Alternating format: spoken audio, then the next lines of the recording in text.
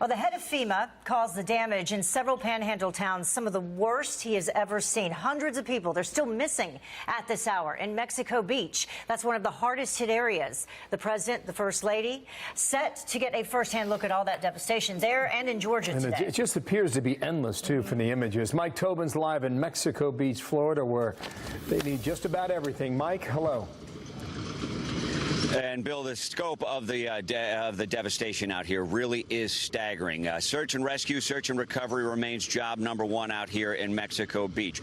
The preliminary search of all the structures was completed. A secondary search was completed, more thorough, where they looked for void spaces inside of the debris when they brought out the dogs. I hear now from Scott Dean, who is the leader of Task Force 2, the lead agency conducting the search and recovery out here, that they're going to do another search from a different angle. They went from north to south. Now they're going to put agents on the beach and walk them from south to north, hoping that the change in perspective will yield some more void spaces where people may be trapped. The number they're now working with is 178 people who elected to overnight here in Mexico Beach.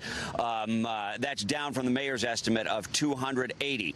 Of that 178, 139 people have been located safe and alive, leaving 39 people unaccounted for. But I'm told that number is going to be dynamic because you have a number of different agencies that are out on the job trying to not only search through the debris out here, but track people down by the phone, just establish communication and check them off the list. And these multiple agencies haven't sat down yet today and checked off their numbers and consolidated that number. So we're operating with 39 people unaccounted for, but that number could change. That goes to the issue of communications. And Bay County officials with the president coming here are complaining, and they want the president to put pressure on the communication companies.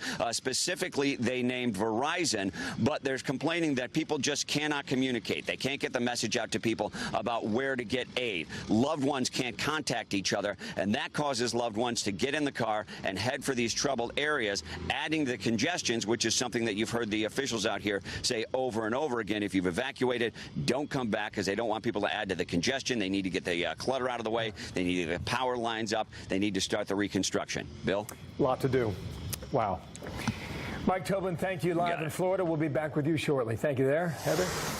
And in the meantime, as the president travels to Florida,